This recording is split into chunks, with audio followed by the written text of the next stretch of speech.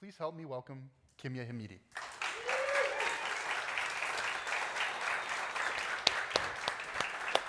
Thanks so much. Thank you. Test. Yeah, that sounds pretty good. So before I kind of get into my speech, I want to point out something pretty cool. It's been almost 2 years now for Ghosted's inception and growth and everything. And to see our name in that platinum sponsorships place is amazing. So when we first started, thanks. It's been a long road. Rahul and I, we've grown Ghosted from, our office was Starbucks for 6 months. And we just ground it out, and we kept trying, and then Peter came on board, and we built out the platform. And, while I'm giving this speech, and I want to give a special shout out to the team because, without the team, we would be nothing. And it's surreal. It's amazing.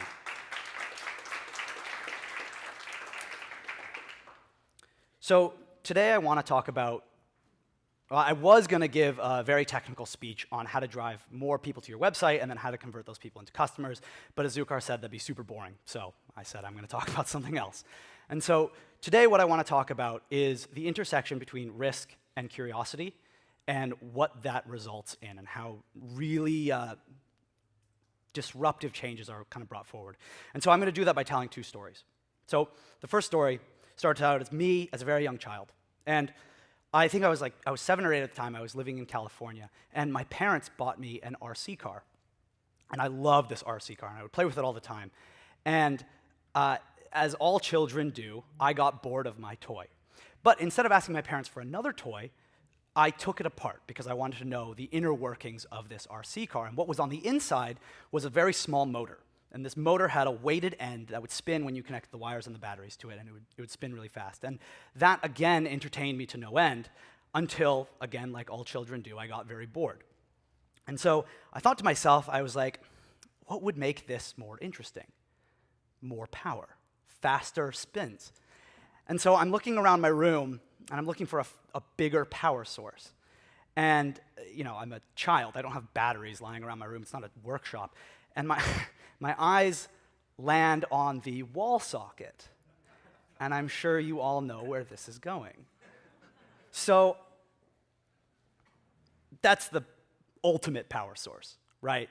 Powers the whole house, just amazing. So what I do is I tape the wires to the ends of the motor. And my dad taught me a very important lesson, and he says, don't stick a fork in the toaster. This also applies. So I'm holding onto the plastic, I'm very careful. And so I jam the wires into the wall and just boom, huge bang, no joke, shrapnel from the motor everywhere. I'm stunned. I look back at the wall, it's a white wall, and it's completely black. All of the wires are fried on the inside of the wall. And my first thought is, I'm dead. And then I'm like, no, I'm not dead. Shit, my parents are gonna kill me. I'm dead. And so while I wasn't dead and my parents came home and they were like, what happened? And I was like, I don't know. And so they obviously knew. And so and while that's a good example of a risk, that's a very dangerous risk. And I realized something very important at that moment. And I realized that my curiosity could drive me to alter my surroundings by doing something to then change what was going on around me, to alter the outcome around me. And so the second story that I want to tell you is about a very famous entrepreneur. And when you think of legendary entrepreneurs, you think of Walt Disney, you think of Bill Gates, you think of Steve Jobs. And this man has arguably changed history far more than any of these other people. Well, maybe Steve Jobs because of the cell phone, but it's not Steve Jobs. And so this man is Malcolm McLean. And if you know who that is, don't say because it will ruin my story. So this man, Malcolm, he never graduated high school, and at a very young age, he gets a job at a gas station. And at this gas station, he learns that there's a man that's trucking fuel to this gas station from another state. He lives in the southern United States. And he goes to his boss, and he takes risk number 1. And he says, I would like to take over the shipping route, or the trucking route. And his boss, he doesn't care, right? He just wants his fuel to get to his gas station so he can serve his customers. And so he says, okay, sure. And so he takes over this trucking route, and his first problem is he needs a truck. And so he's very resourceful, and he goes to the back of the gas station, fixes up a truck, and in the first year, he has 2 trucks, and he has 1 employee working under him. And this is 1930s. So late 1930s, early 1940s, so right before World War II, he now has 100 trucks on the road. Fast forward to 1950s, he has 1,700 trucks on the road, and he is the sole equity owner of the 3rd largest trucking company in the United States. This man is an ultimate success. He is a very shrewd entrepreneur, and he is an absolute beast. He hustles. He's a very short, steely man. He has absolute resolve, and he takes risks left and right. This man was so efficient that he was one of the first people to implement diesel into all of his trucks because he realized the cost savings. He was one of the first people to map out all his trucking routes before and drive a lot of the trucks at night because he realized that not a lot of people were on the road, and he could make faster time. And so there's a very important moment that I want to focus on in the mid-1930s where he's still driving his trucks. And so he's driving his trucks, and he's driving a shipment of cotton to the New York port. And he's sitting in his truck, and he's waiting for them to unload the supplies. And he's sitting there, and he's just losing his mind. He's sitting there because no one is taking the supplies off of his truck and onto the boat. And so for those of you who are not economic history buffs, what you need to know about global shipping is ports were the choke point of the world. They were unbelievably inefficient, they were riddled with crime, and they were often overlapping with unions and crime. So there were a lot of players in the global economy that just simply chose not to partake, right? They were like, I'm just gonna pass. I don't care to ship globally and whatever. And so if you haven't realized, Malcolm McLean is the man that invents the shipping container, and he's the one that standardizes it for the global economy. And so he thinks to himself in the 1930s, he's like, there has to be a better way, right? And so he decides that he's gonna take all of his equity, all of his money, everything that he's done, and he's gonna dump it into what he thinks is a solution, his own ships. He's gonna solve his own problem. And this is a massive risk to him, right? But his curiosity has been driving him to then push forward and solve this own problem. And so he buys his own ship in the 1950s. He's basically thinking about this problem for 20 years. And he buys his own ship, he retrofits it, he puts grooves in it so the shipping containers can slide in. And so his first thought is, I'm just gonna drive my trucks onto the ramp, onto the ship, and then I'm gonna drive the engine part away. And while this is great in practice, the trucks are really heavy. And so the second part of this is he thinks, well, what if they could just pick up the car, put it on the ship, and my ship drives away? And so that's exactly what he does. Drives his truck up to the corner of the ship, right here. He has a small crane, picks his box on, and then drives away. And so this truck, his ship, sails down the Atlantic. This is his very first voyage. And he gets on a plane and he races to the port that it's arriving at. And he arrives first and he watches the ship come in, and he's standing there. And remember, this is a steel-faced entrepreneur. And he starts to cry. He starts to cry because he's realized that he has changed the world. He's done the math. He has loaded his ship in 8 hours as opposed to 3 days, and he has shipped all of his freight for 15 cents a ton versus $5.78 a ton. And so this monumental thing happens, right? And so this man has impacted the world. And so, we're all creative, curious entrepreneurs here, and I want to tie this back to the central theme, where it's, what can we learn from this, right? How do we take our curiosity and this appetite for insane risk, match the two, and the result is creativity. When you take risk, and you take curiosity, and you combine the two, you get creativity, sorry.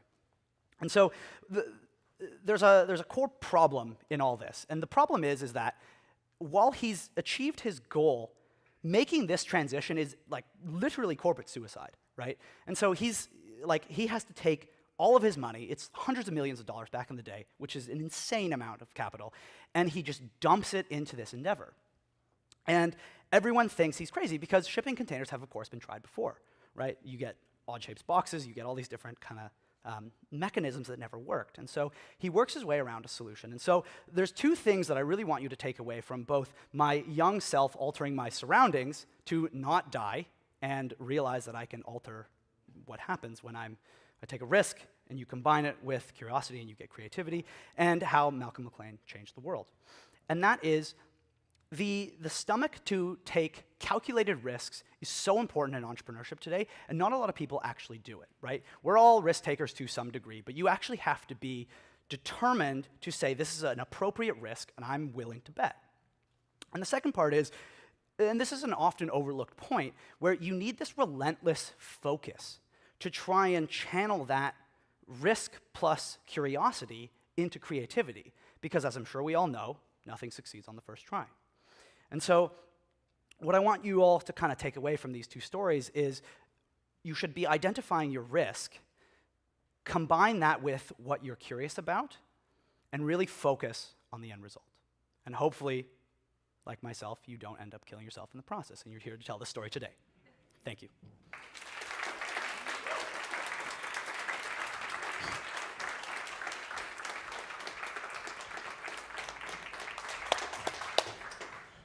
Thanks a lot, man. Thanks. It's great, great story. Does anybody have any questions for Kimia? Right there in the back. James got a mic for you. So how did you incorporate this calculation of risk into building your own business today? Yeah, it's a good question. This has been the third startup that I've worked on, and it has been by far the most successful. And I think it's just a lot of trial and error. Like everything is a risk in life, and whether or not you calculate it or don't, it's important that you're aware. And I think with Ghostit, Rahul and I, we identified a real problem, and the problem was it was acute enough that we got money before we actually built anything. And so we sat down and we said, people obviously are willing to pay us for this. This is something that we should actually pursue doing. And in doing so, that was sort of a mental calculation. It's very hard to do out loud. So that's what I would say to that. Excellent. Franco. With your other startups that you started and Yes. let go, when did you know the risk wasn't worth the reward? How did you know? Yeah, another good question. Yeah. So with Moments, my first company, it was a Instagram for Moments of Achievement, and that was when Instagram was just in its complete upswing, right? It was very hard to build a social network, and it was even harder to build an ad network inside of a social network when the main value prop of Instagram was we want a place where it's ad-free away from Facebook, right? And so that was an obvious killer for us. The second company, our business model was inherently unsustainable. And so what we were doing was we built a series of drop shipping stores. And for those of you who don't know, drop shipping is when you have three parties, myself, the water bottle, and an imaginary buyer. And I am the supplier. This is the middleman, the drop shipping store, and this is the consumer. And the consumer buys from the water bottle in this case, and I ship direct to consumer. So this store doesn't actually have to hold any inventory, right? And so we were getting all of our products from AliExpress, and our best store was doing 12K a month-ish, and then our worst store was doing like 1K. And one of our suppliers just dropped off the face of the earth. And I can't go to China. I can build another store, sure, but I mean, what happens when our best performing stores start to drop off? And so I actually had this huge falling out with my co-founder where I said, this business model is unsustainable, like we should actually be focusing on the influencer network, which I'll talk to you about later if you're curious.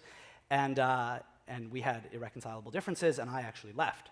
And that's when we've started Ghostit. And, question in the back. Yes. My common question is, can you tell us about the balances that you are using, implementing in your life?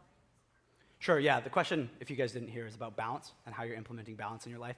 The simple answer is I'm not. I don't have any balance in my life. I have a very great support system, and I have a phenomenal team to kind of balance that out for me. But, I think, who's the speaker before? Sorry? Who was the speaker before me? Jeff. Jeff, to your point, to validate the idea and then go do it, we've already validated our idea, and so we're very much 100% in it. And so, while you talked about balance, which I think is phenomenal, it's just not a reality. Yes? Why did someone take a picture of me and then give me a picture for ghosting? I don't know. That's you got to come up to us and ask after, and not put me on the spot on stage, because I'm not too sure. That happened to me too, by the way. It's a thing. It's promotional marketing. It's a conference, PR stunts. Come on, you guys all know. A show of hands, who has not received a photo? Fantastic. Come to our booth. We have plenty. Any other questions? All right. Thank you so much for your time. Thank you.